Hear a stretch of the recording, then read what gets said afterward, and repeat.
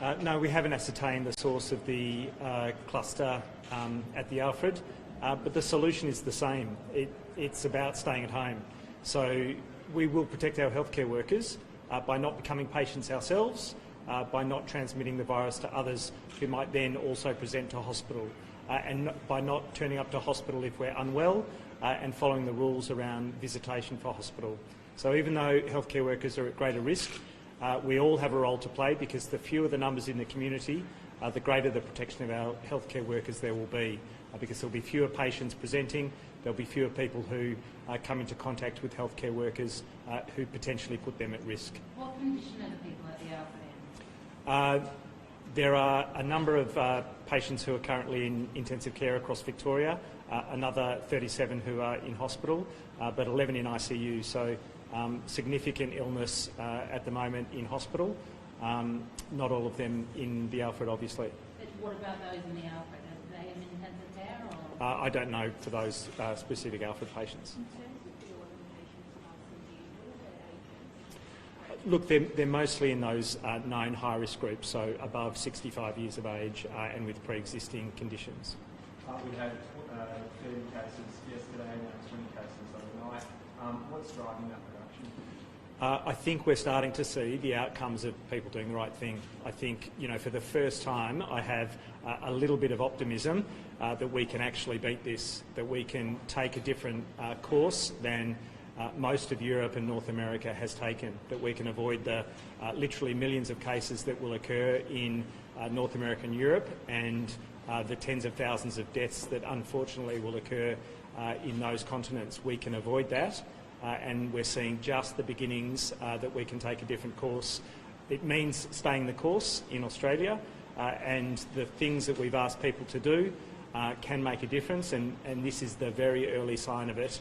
And if we can keep at home, maintain those behaviours that we're asking everyone to do, understanding the sacrifice, but doing it together, then we can literally make a difference here. Those 20 test results, are they likely to be in transmission, or are you already noticing? Look, they're likely to be a mix. We'll see a greater proportion of community transmission as our international travel proportion goes down, because those individuals are smaller and smaller in number as every day goes by, and their secondary contacts are fewer and fewer because we've got people in hotel quarantine, therefore protecting others around them. Will you look at relaxing the testing criteria, given that fewer people are coming in from overseas? We have already, as you know, expanded to prison settings, to emergency services and other frontline workers, but we'll continue to consider opening that up and have some announcements in days to come. How many Victorian cases are linked to the Ruby Princess? Over 20 cases linked to the Ruby Princess. They've all been followed up, and as you know, there were hundreds of cases out of the Ruby Princess. They did travel all over Australia, but they've all been followed up, and I think their close contacts now are under watch, and so we can control the further numbers that'll potentially occur from there. What's your recommendation, Doctor, about school returning next week? It's for the Department of Education to announce that. They'll do so in early next week. Have you given them your opinion about advice? I have provided my advice to them. They'll make an announcement early next week. And is your advice that children should go back to school? They will make an announcement early next week. Thanks. How many hospital staff in total are in South Africa? Sorry, how many? Hospital staff in total? I don't know the exact numbers in terms of those in isolation for being close contacts. And what will this policy do to help hospital workers self-isolate or save lives? Yeah, I think it's a terrific policy. Obviously, healthcare workers are sometimes cohabiting with other healthcare workers, and so as something that enables them to quarantine on their own, it's absolutely a great thing. It'll protect those around them. Dr. Sutton, last week really cracked. How would you describe the behaviour of Victorians this week? Yeah, obviously we've heard about fines overnight, so there are still some people who are not doing the right thing. We need to keep an eye on that.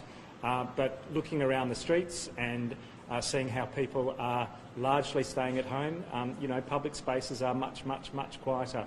So I'm quietly confident that the great majority of people are doing the right thing, and as the Premier has noted, we should be very proud of how we've pulled together and all made the sacrifices here to save the lives across the country. Flattening the curve now. The curve is flattening, but it is early days, and we will not see the full effect until we've got another couple of weeks of further testing and further numbers to see that we're taking a different course. But the potential here is tens of thousands of lives difference. So we shouldn't underestimate our power to take a different course in Australia. New Zealand's going the same direction, and it shouldn't be forgotten that going a bit harder and going a bit earlier is the difference between Australia, New Zealand and the rest of the world. The Premier indicated that we might go to stage 4 restrictions. I guess, you know, we're a bit more optimistic today, so is there any reason why we need to have stricter lockdown measures in the next week? Before we can be complacent about how things are going.